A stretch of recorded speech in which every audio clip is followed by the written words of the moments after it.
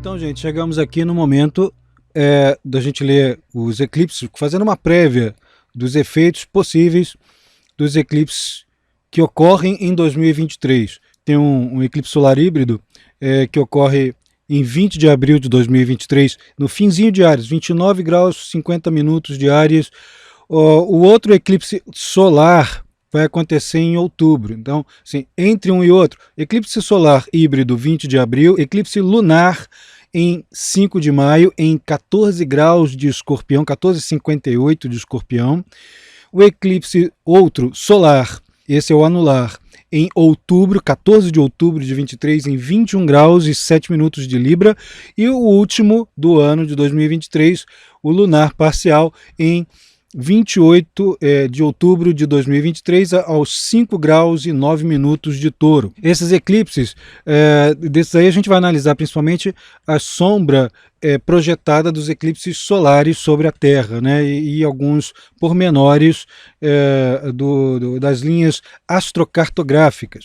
Vale lembrar então que os eclipses são sempre aqueles momentos em que a pista, né, você está com o projeto em andamento e de repente sofre um obscurecimento, é preciso que você redirecione, pode passar por situações caóticas, agravamentos, intensificações, guinadas de perspectivas, de expectativas. Em alguns pontos podem ocorrer aqueles esperáveis problemas sísmicos, e aqueles outros que podem atingir as mudanças de marés, mudanças climáticas com maior intensidade, dependendo das regiões, as intensificações dos humores coletivos em determinadas localidades, especialmente naquelas localidades que vão ter as linhas de Marte, a linha de Plutão, a linha de Urano passando sobre a região. E aqui nessa prévia a gente tem um resumo de algumas das possibilidades principais desses fenômenos. Sempre recordando todos os vídeos sobre eclipses que a gente grava em cursos, em canais, a gente sempre recorda o seguinte: o eclipse ele tem uma duração média de 6 meses, aproximadamente é o período entre um eclipse e o outro, no caso do solar, entre um solar e outro, e no lunar, entre um lunar e outro. Como sempre o solar e o lunar são sempre muito próximos, sempre com algo em torno de 15 dias, mais ou menos, de distância um do outro, é sempre 6 meses entre um conjunto de eclipses, né, um solar e um lunar, uma dupla de eclipses, e o outro. Tá? Agora, então isso vai funcionar como a duração da tendência. A tendência de 6 meses, ela vai se diluindo na medida que for se afastando do ponto focal, que é o próprio fenômeno. Agora, sempre há uma antecipação do processo que a gente pode sentir e perceber, registrar com clareza, com cerca de 1 mês de antecedência, entre 1 mês e 20 dias, né? Entre 30 e 20 dias, né? Uma coisa assim, se aproximando da época, da data exata do fenômeno. Então, se o eclipse solar de abril de 23 ocorre em 20 de abril, então provavelmente no comecinho, lá 1º de abril, 2 de abril, ou ainda 25 de março, já começa ali, logo depois do equinócio de Áries, né, já se começa a sentir efeitos, características, movimentações que são análogas à própria característica que o eclipse demonstra, que o eclipse expressa em seu simbolismo. E esse simbolismo sempre se manifesta de modos particulares, dependendo do signo ou dos signos, né, do eixo, quando é um eclipse lunar, dependendo dos signos em que ele ocorre, isso pode ter nuances muito específicas. E mais ainda, dependendo do mapa radical, do mapa de raiz, do mapa natal de um país, de uma sociedade, de uma região inteira, a localização em que ocorre esse eclipse, em que signo, em que casa astrológica, sobre que planetas esse eclipse ocorre, também vai ter uma expressão muito particular naquela região. Outra coisa que vale lembrar é que os eclipses eles vão sempre ocorrer muito próximos da zona dos nodos lunares, as chamadas cauda e cabeça do dragão, ou, se vocês forem utilizar a terminologia da astrologia védica, Rahu e Ketu. Tá? e Ketu, no caso, a cauda, né? Então, vai ocorrer sempre muito próximo da cabeça da cauda do dragão, ou dos nodos lunares, né? E sempre, mesmo que isso não ocorra no grau exato em que os nodos estão. Vale lembrar que os nodos lunares, no sentido zodiacal, eles andam ao contrário dos planetas. Eles andam sempre no sentido inverso ao dos planetas. O eixo nodal vai estar em 4 graus Touro e Escorpião em abril de 2023, e o eclipse o eclipse ocorre sempre nas proximidades, né? Ele vai ocorrer ali em 29 graus e 50 minutos de Áries. A gente não pode esperar um período, um ano ameno, quietinho, calminho. Vamos ter, como a gente já viu logo na primeira etapa, uma série de sobressaltos, de modificações bastante intensas, de humores muito fortes, desde em mercados financeiros até humores sobre os interesses, os modismos da massa, as alterações de postura, seja de governantes, seja de populações inteiras. Enfim, a regra geral ali de 2023 vai ser são variações, são mudanças muito rápidas, especialmente nos humores, né? Agora, o eclipse ocorre dentro desse pano de fundo, gerando uma segunda casca, uma segunda camada de pano de fundo, que em Áries, a acentuação de um padrão, assim, vamos aderir a um projeto pioneiro, vamos romper com as expectativas de continuidade de algo com alguma coisa que seja de vanguarda, quebrando as inércias pré-existentes. Ocorre que, sendo esse eclipse em Áries, Marte vai estar em Câncer. Marte em Câncer, uma grande parte das características que o eclipse possui vai ser direcionada para as questões territoriais, étnicas, de divisão e de aproveitamento de terras, dos processos de geração de alimentos, de nutrição, das questões ligadas ao feminino, à maternidade. Isso aí é uma tônica geral no ano todo. Isso vai ter implicações importantes só pela posição do eclipse ali no finzinho do signo de Áries. Vai cair bem no termo de Saturno, né?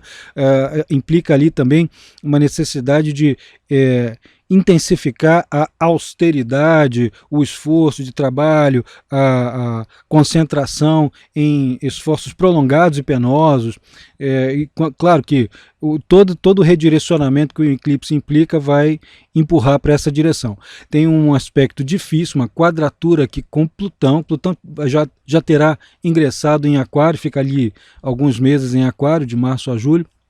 Então, já terá ingressado em Aquário, e essa posição do eclipse faz um aspecto tenso, né, difícil, que pode ser coincidente com abalos sísmicos nas regiões próximas à sombra do eclipse, que eu vou demonstrar já já, abalos sísmicos nessas regiões e as situações de reversão das estruturas de poder se acelerando muito mais nessas regiões em que a sombra do eclipse passa, e ainda que na astrocartografia as linhas de Plutão, fundo do céu, meio do céu, ascendente e descendente, passando em determinados pontos do globo terrestre, vão acelerar essas modificações sociais. A massa vai se mover, os interesses da massa, os interesses econômicos, os interesses de poderosos vão se deslocar de um patamar a outro, de uma condição a outra, diferente do que estava até então, e de uma maneira bastante acelerada. O eclipse também ocorre em conjunção com Júpiter, o que é um potencializador, internacionalizador, um gerador de consciência de que há fronteiras, mas que as fronteiras tantas vezes vão precisar ser transpostas com coisas que são de interesse comum para todos. É uma necessidade sempre de trânsito internacional muito mais enfatizado. E aqui, olha, o outro eclipse que ocorre, no caso o de 5 de maio de 23, que é um eclipse lunar, já vai acontecer no eixo Touro-Escorpião, mais uma vez, conforme ocorreram aí em 2022. Tá? O eixo Touro-Escorpião sempre vai mexer bastante com as estruturas econômicas, com as manifestações do mercado, com as condições de produção de bens e recursos, de usufrutos e satisfações e as perdas. É uma questão de perdas e ganhos sempre muito presentes, né? O que é preciso ganhar, o que é preciso perder, na verdade, para poder ganhar em seguida. Né? Fala-se muito sobre a distribuição de rendas. Isso aí já é um assunto que já vem sendo trabalhado em função das crises de 2022, mas em 2023 temos um prolongamento nisso, e de acordo com esses pontos focais em que vão ocorrer, essas estruturas econômicas, esses abalos no sistema econômico, nas bolsas de valores, isso tudo vai se intensificar justamente no período de um mês anteriormente ao eclipse e no decorrer dos 3 meses à frente, mas até se diluir. Tá? O eclipse lunar de maio de 2023, né, de 5 de maio de 23, ocorre ali com o Sol em conjunção com o Mercúrio e com o Urano, o que pode ter implicações muito fortes nos sistemas de comunicação, telecomunicações, isso aqui só confirma a tendência às variações intensas na Bolsa, há muitas reivindicações de distribuição de recursos e de capacidades, né, de capacidade produtiva, também de distribuição de recursos de comunicação e de produção entre a massa. Isso pode se intensificar bastante durante o período. Enquanto que o eclipse taurino, né, Touro-Escorpião, né, com o Sol em Touro e a Lua em Escorpião, mexe muito com esse sistema de valores, de usufrutos, de perdas e ganhos. O eclipse que ocorre em abril, em Áries, vai ser aquele da valorização, do pioneirismo. Né? O que vai se entender por pioneirismo? São os últimos atos para fechar os estertores do velho mundo, da velha guarda, que já não tem mais como prosseguir do jeito que prosseguiria, tá? Vai uma ruptura com o passado. E é o despontar de novas lideranças, o despontar de novos movimentos, né? Alguma coisa que está assim cansada do passado, né? É coisa bem diária de trazer a primavera novamente. O outro eclipse, aquele que ocorre em outubro de 23, vai ocorrer com o Sol e a Lua em Libra, 21 graus de Libra, em 14 de outubro de 23. A gente vai ver aquele eixo ali de pioneirismo se desdobrar, aquele que a gente já viu com o eclipse solar em Áries, a gente vai ver a coisa se desdobrar nos esforços associativos, quase que uma obrigatoriedade de realizar esses esforços associativos e conciliatórios, de promover com urgência as convergências e as pacificações, as conscientizações do outro, das necessidades de terceiros e conciliações. Esses são os padrões librianos. Claro que muitos relacionamentos que estão relativamente precários, isso na tonalidade coletiva, podem se romper, né? Os acordos que estão sendo feitos ali no começo do ano podem precisar ser revistos, né? Muitos acordos, inclusive acordos sobre o clima, pode ter que haver outra reunião no estilo COP, né? No estilo COP pode ter que haver outro tipo de reunião, não necessariamente a própria COP, mas algo no mesmo estilo, para intensificar esforços para atingir equilíbrio, coisa de Libra, equilíbrio, né? Homeostase, equilíbrio, Libra e Escorpião são signos muito ligados, Virgem, Libra e Escorpião, né? São signos muito ligados a processo de proteção ecológica, de equilíbrio ecológico, de alguma coisa que possa compensar perdas, né? Perder para poder ganhar. Todos esses 3 fatores contribuem e correspondem ao processo de restabelecimento da ecologia e de preocupação com ela. Esse eclipse ocorrendo ali em Libra, muitos desses acordos podem ser redirecionados, podem ser refeitos, podem ter uma intensificação e até sofrer algumas descobertas importantes, algumas incômodas, mas outras bem importantes para conter o avanço do desequilíbrio.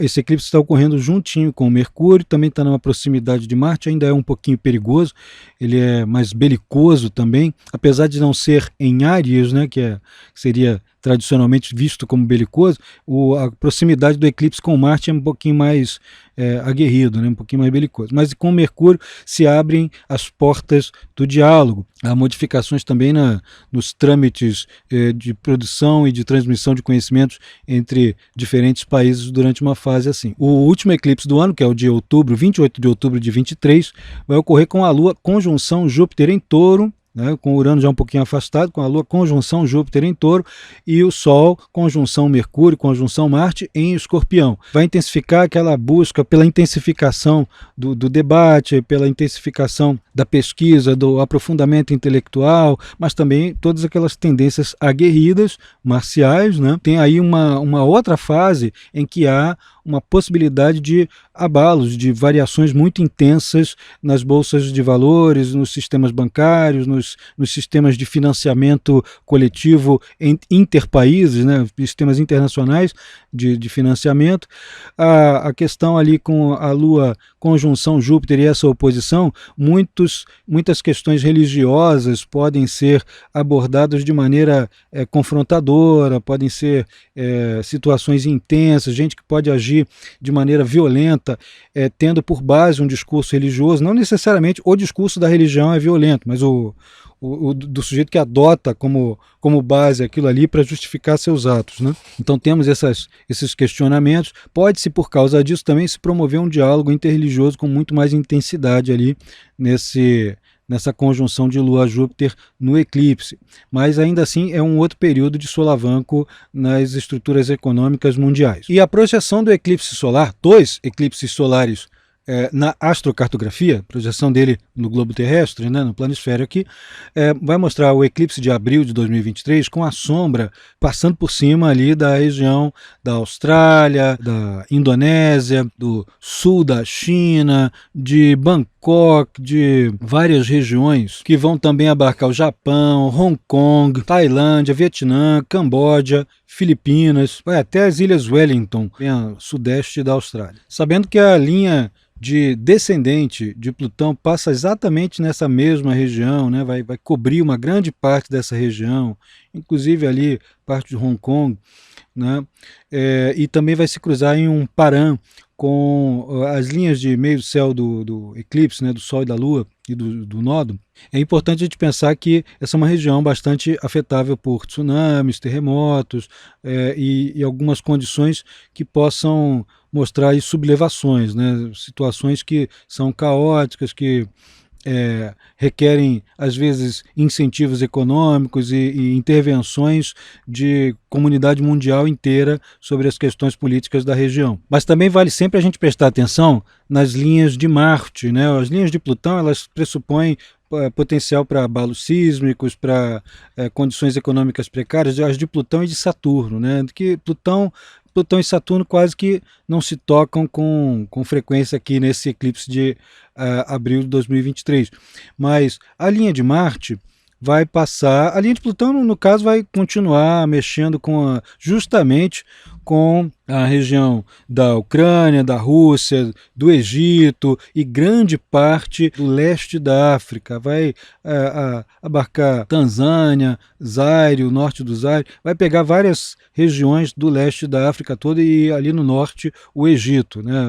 Uma grande parte da região do Egito, vai pegar um pouquinho ali da Grécia também, da Polônia. Agora, a linha de fundo do céu de Marte, são as ações mais agressivas da população, são as militarizações, são as competições mais intensificadas, vai cruzar nesse período aí o norte da Itália, que tende a sofrer ali uma tendência militarizante, né? Algumas situações de confrontação, às vezes por conta de eventos esportivos e tudo, né? Mas a República Tcheca, Áustria, Berlim, ali no leste da Alemanha, Suécia e Noruega, que são os pontos mais afetados ali pela linha de Marte. Para o Brasil, esse eclipse não atinge o Brasil com total intensidade, né? Embora sempre haja repercussões importantes. Claro, quando a gente projeta a posição do eclipse dentro do mapa astrológico do país, vai ter repercussões, isso a gente deixa para analisar um pouquinho mais em outra ocasião.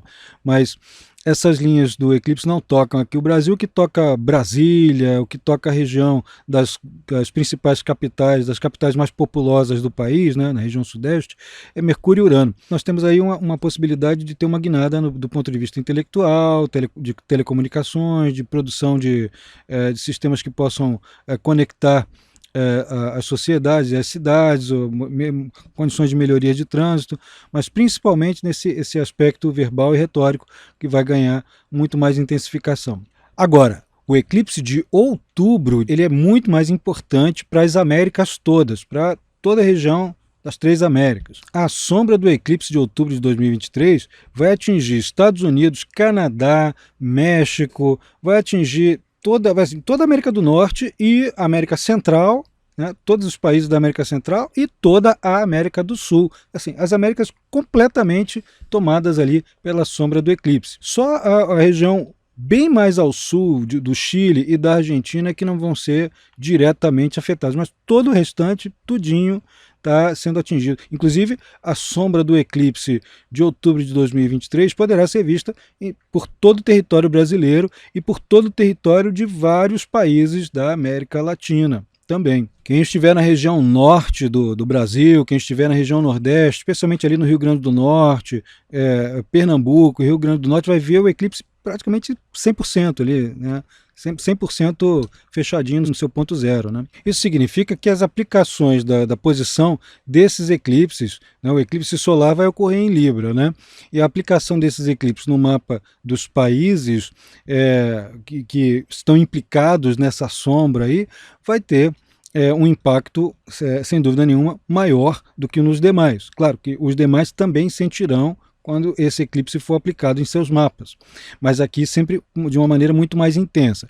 No entanto, aqui na região do Brasil, por exemplo, não temos linhas caracterizadas como conflituosas ao extremo, nem catastróficas, nem coisas assim violentas demais. No máximo, situações que possam envolver seca, toda tentativa de manutenção da territorialidade do sistema ecológico ali pela linha de Saturno, a linha ascendente de Saturno e a linha descendente de Vênus, que passa em cima de Brasília. Inclusive, a gente pode pensar que a linha descendente de Vênus passando em Brasília são acordos promovidos pelo sistema do poder, né, pelos poderes centrais, partidos de situação, envolvendo mulheres com um grau de importância fora do comum, né? Assim, muito grande, importância nacional, importância internacional, realizando trabalhos de muito peso, de muita relevância nesse período ali desencadeado pelo eclipse, que é o finalzinho de 2023. A região que mais sofre com a linha de Marte, que é a linha mais conflituosa,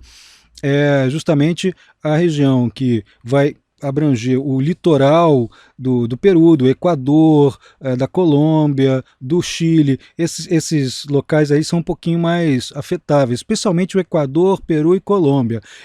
Na América do Norte, na América Central, na América do Norte vai pegar Cuba, vai atingir a região da península ali da Flórida, né, de Miami, vai pegar um pouco do estado de Nova York e a região leste do Canadá, sul do México, Guatemala, Honduras. Essas regiões são todas atingíveis também por essas linhas de Marte, essas condições críticas, né? O eclipse, as linhas do eclipse, Sol, Lua e a do Mercúrio, todas elas de meio do céu, vão também atingir com força a América Central. Nesse caso são as questões comunicacionais, de produção literária, de difusão de conhecimentos e de informação, como imprensa, por exemplo, que vão ser chacoalhadas por esse período ali do eclipse. Muitas vezes ocorrem até eventos mundiais, eventos de reformulação política, né, de como os eventos que chamam vários líderes para conversar em regiões como essa. Mas tendo